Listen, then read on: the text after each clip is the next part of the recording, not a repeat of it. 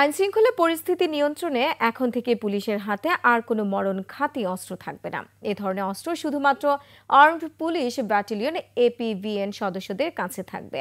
এসব সিদ্ধান্তের কথা জানিয়েছেন স্বরাষ্ট্র উপদেষ্টা।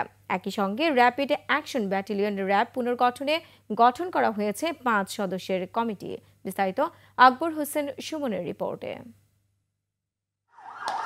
৫ আগস্ট ছাত্র জনতার আন্দোলনে নির্বিচার গুলি ও দমন পীড়নের ভূমিকায় বিতর্কিত হয়েছে আইনশৃঙ্খলা বাহিনীর অন্যতম পুলিশ ও র্যাব।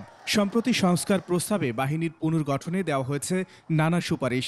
আমাদের ছিল একটা সচিবালয়ে আইনশৃঙ্খলা সংক্রান্ত উপদেষ্টা পরিষদের বৈঠকে স্বরাষ্ট্র উপদেষ্টা জানান, র্যাব পুনর্গঠনে করা হয়েছে কমিটি।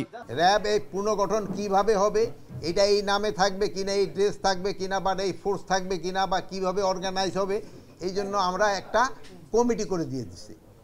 ওইটা একজন উপদেষ্টার নেতৃত্বে একটা কমিটি করে দেওয়া হয়েছে এবং কয়েকটা বাহিনীর হেডদের এটা মেম্বার করে দেওয়া হয়েছে।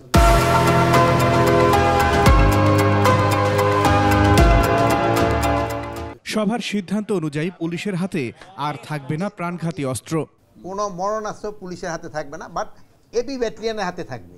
এপি ব্যাটালিয়নের কাজ কিন্তু অন্য পুলিশের থেকে একটু ডিফারেন্ট। এছাড়া সীমান্ত দিয়ে ভারতের অবৈধ প্রক্রিয়ায় পুশ ইনের অভিযোগ করেন বিজিবি মহাপরিচালক। খাগড়াছড়ি এলাকায় মূলত আরো প্রায় 200 থেকে 300 জনের মতো এই ধরনের শরণার্থী ওপারে আছে, যাদেরকে বিএসএফ পুশব্যাক করে দেওয়ার চেষ্টা করছিল। তো আমরা এই পেট্রোলিং বাড়িয়ে এবং সজাগ দৃষ্টি থাকার কারণে গত 2 দিন ধরে তারা চেষ্টা করছে, পারছে না। ভারতীয় রোহিঙ্গা শনাক্তেও উদ্বেগ প্রকাশ করেন সীমান্ত প্রধান। কিছু রোহিঙ্গা পাওয়া গেছে যারা ভারতের ইউএনএইচসিআর এর রেফিউজি। আকবর হোসেন সুমন, 21 টেলিভিশন, ঢাকা।